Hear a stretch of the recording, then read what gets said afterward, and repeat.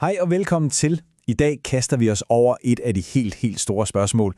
Men vi gør det fra en vinkel, der måske er lidt anderledes og måske mere beroligende, end du lige går og tror. Så lad os bare hoppe ud i det. Altså, har du nogensinde siddet der i et stille øjeblik, måske sent om aftenen, hvor tankerne bare flyver, og pludselig rammer det dig? Hvorfor er jeg egentlig? Hvad er meningen med det hele? Du er bestemt ikke alene om det. Det er nok et af de mest menneskelige spørgsmål, vi kan stille. Og det er jo ikke nyt.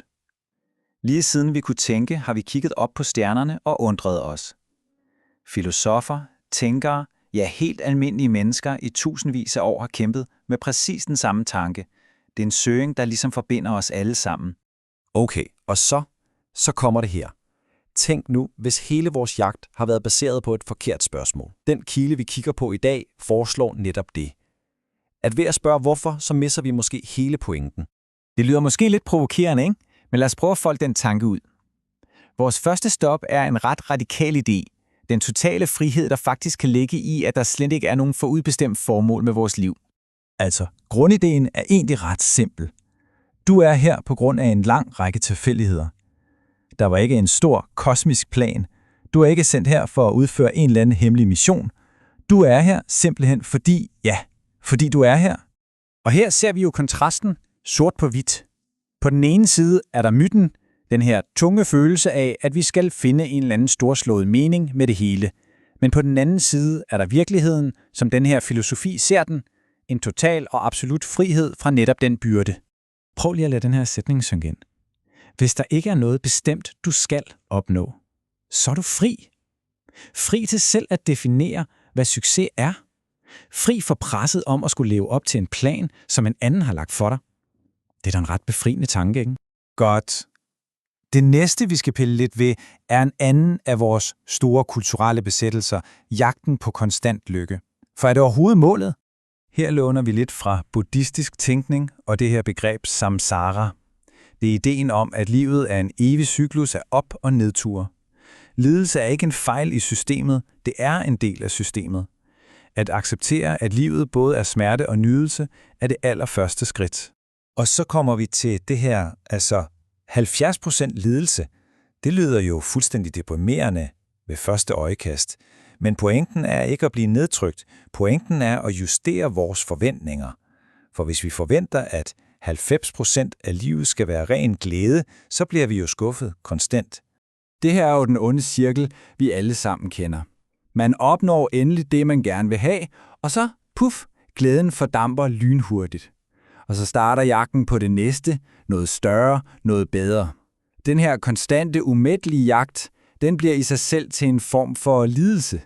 Så her er alternativet. I stedet for desperat at jagte de der flygtige 10% ren lykke, hvad så, hvis vi fokuserede på at udvide de der 20% fred?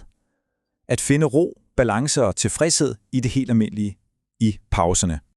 Okay, fra jagten på lykke rykker vi nu over til moral.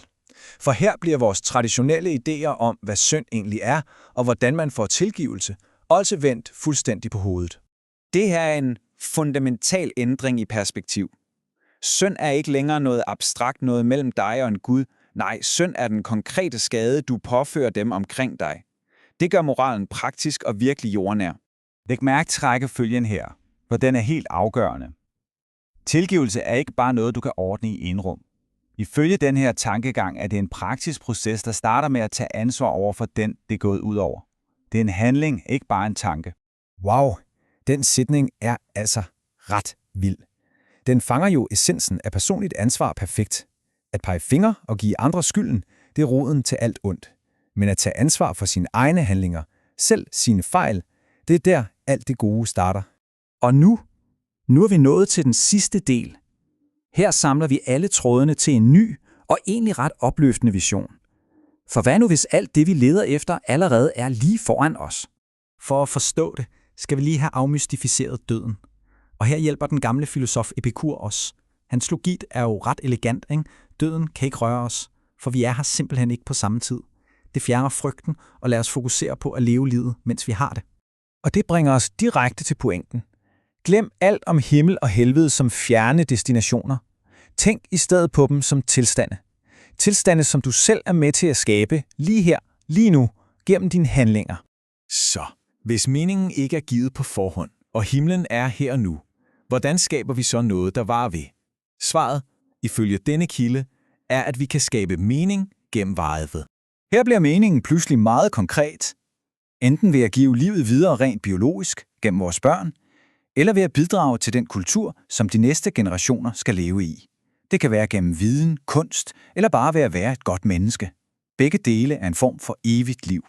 Og det er den centrale, beroligende konklusion på det hele. Stop med at lede efter paradis et eller andet fjernt sted. Værdsæt at arbejde med det sted, du er. Vores liv med alt dets rod, lidelse og glæde, det er det eneste paradis, vi nogensinde får. Den her sætning opsummerer det hele så smukt. Det handler ikke om at nå frem til et perfekt sted en dag. Det handler om den måde, vi bevæger os på. Hvordan vi skaber små stykker himmel for os selv og andre undervejs. Så det er et spørgsmål, jeg vil efterlade dig med. Det handler ikke om at finde et stort, endegyldigt svar på meningen med livet.